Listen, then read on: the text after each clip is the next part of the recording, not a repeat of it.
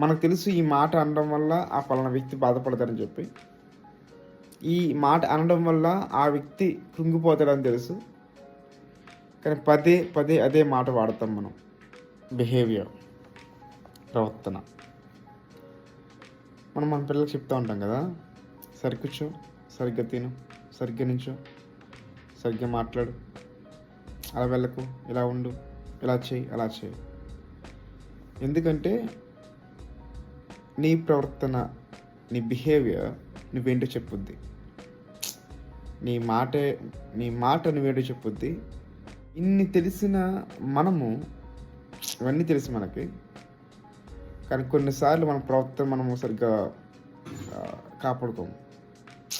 సరిగ్గా మన ప్రవర్తన సరిగ్గా ఉండదు. అన్నీ తెలుసు మనకి, అన్నీ తెలిసిన మన నోటుతో ఇంకో మనిషిని బాధపడుతూ ఉంటాం.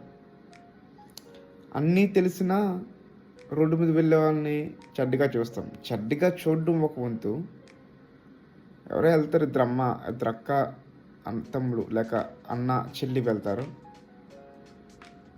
మన చూపు ఎంత దరిద్రంగా తయారైందంటే వాళ్ళని కూడా మనం చెడ్డగా చూసేటువంటి తీరులోకి వెళ్ళిపోయాం మనం. మళ్ళీ మనకు తెలుసు, మన పిల్లలు చెప్తాం మనం మంచిగా చూడాలి, చెడ్డగా చూడకూడదు అని చెప్పి. కానీ మన విధానం అలా ఉండదు. అఫ్కోర్స్ నీకు నచ్చలేదు, నీకు ఆ పలానా మనిషి నచ్చలేదు అంత మాత్రాన మిగతా వాళ్ళందరూ నచ్చకూడదు అనేది రూల్ లేదు. నీకు ఆ మనిషి నచ్చలేదు, అఫ్కోర్స్ నచ్చలేదు, దాని అర్థం నువ్వు పక్కన పెట్టావని మిగతా వాళ్ళందరూ కూడా పక్కన పెట్టాలనుకోవడమే అది అజ్ఞానమే అవుద్ది. అది స్వార్థం, అది మూర్ఖత్వం. స్వార్థం కూడా కదా, అది మూర్ఖత్వం అవుద్ది.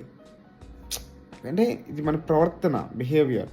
మనం చెప్తాం, పిల్లలు చెప్తాం కానీ ఇలా ఉండు, అలా ఉండు, కానీ మనమే చాలాసార్లు మన ప్రవర్తన ఎలా ఉంటుందంటే మూర్ఖత్వం ఉంటుంది కొన్నిసార్లు.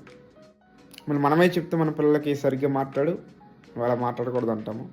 మనం ఏం చేస్తామంటే అదే నోటుతోటి అదే మాట ఒక మనిషిని అదే మాటతో మనము బాధపడ్డము, కృంగదీరించేస్తూ ఉంటాం. మనం చెప్తాం పిల్లలకి సరిగ్గా మాట్లాడని చెప్పి. మనం చెప్తాం మన పిల్లలకి అందరు కలిసి ఉండాలి, తప్పు అలా మీరు అలా గొడవ పడకూడదు అంటాము.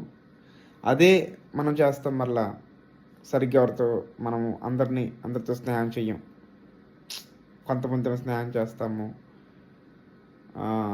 ఏ భేదాలు పెట్టుకుంటూ ఉంటాం. మనమే చెప్తాం మరలా అలా ఉండకూడదు పిల్లలకి. సో నీ బిహేవియర్ అనేది బాగుంటే ఖచ్చితంగా మన పిల్లల బిహేవియర్ కూడా బాగుంటుంది. సో మంచి ప్రవర్తన కలిగి ఉండాలి. మంచి ప్రవర్తన కలిగి ఉన్నప్పుడు అందరూ మంచిగా ఉంటారు. నీ ప్రవర్తన బాగుంటే అందరూ నీతో బాగుంటారు. Thank you.